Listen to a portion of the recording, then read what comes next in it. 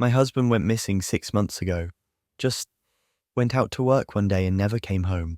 It was a horrible shock to the whole neighborhood because things like that just didn't happen in our little slice of white picket fence suburbia. The police launched an investigation and the neighborhood watch sent out search parties, but no one ever found any evidence to indicate what had happened to him. Our families were devastated. Recently, the missing posters have been taken down or papered over. The updates from the police became less frequent and dwindled away. I accepted that, hard as it was to admit, my Rick wasn't coming back, until he did. A week ago, I was in the back garden watering my petunias when I heard the garden gate creak open. I jerked my head in that direction and there he was, exactly the same as he was the day he disappeared. Same windswept blonde hair and bright blue eyes, same curl to his pink lips. I was in shock. Our families had mourned for him, and yet there he was, standing in our garden like he had just popped out for milk or something. When I asked where he had been, he said he didn't know. He couldn't remember anything about the last 6 months. All our family and friends are beside themselves with joy. They almost can't believe it, but that's just the thing. I don't believe it. Look, I understand how crazy this all sounds. I do. Our families would never believe me, and I can't go to the police unless I want to end up in a straitjacket. But I just know that the man sleeping next to me isn't my husband. I don't know what to do. I know I should be happy, but I'm not. I'm terrified. I don't know much about anything supernatural or paranormal. I don't even like watching horror movies. But something about this whole situation makes my skin crawl. Just let me explain why I'm so sure. Once I've done that, hopefully one of you will believe me, and you'll be able to tell me what to do.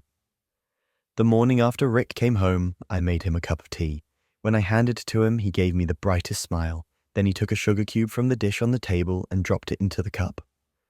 Our house was in chaos with his return, and I was still in shock, so I didn't think much of it at the time, but it's been replaying in my mind ever since. I know it doesn't sound very significant, but my husband never put sugar in his tea.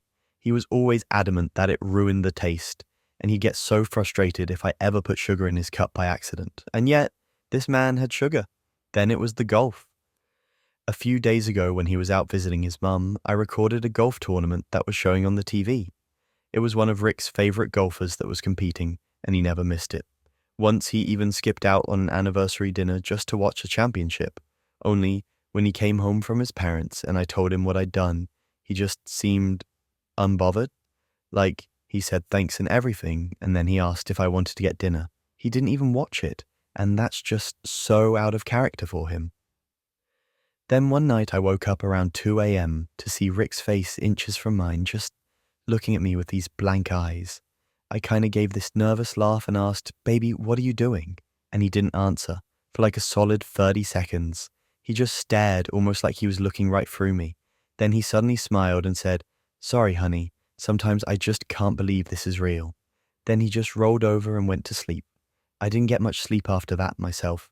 Yesterday, about a week after he came home, the neighborhood threw a street party to celebrate his return.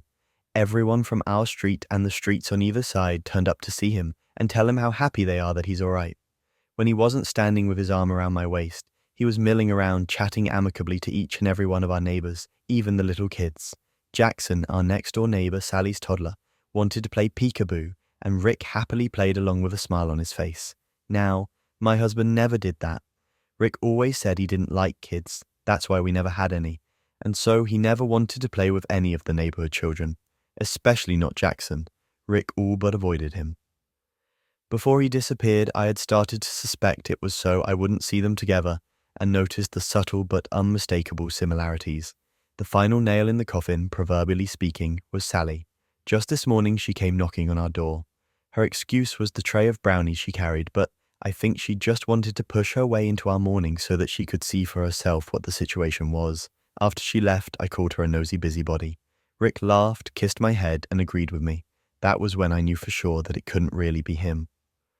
Rick always used to get so mad whenever I insulted Sally, like I didn't have any right to hate her even though she'd been fucking my husband for years, but today there was none of that. He didn't even try to defend her. I know what you must be thinking. If he was in an accident or something, he might have had some kind of traumatic brain injury that caused him to forget some things about his life. Maybe even change his personality. And that's a valid, reasonable explanation. I have no doubt it's what the police would tell me if I reported all this. But you know why I'm dead certain that man isn't my husband? He doesn't have a scar. If he was really Rick, he'd have a scar on the side of his forehead shaped like the golf club I hit him with. But there's nothing. Not a mark. Honestly, I'm this close to going out tonight and digging up my petunias just to make sure he's still under there. I don't know what I'm sharing a bed with, but I know it's not my husband. So what the hell am I going to do?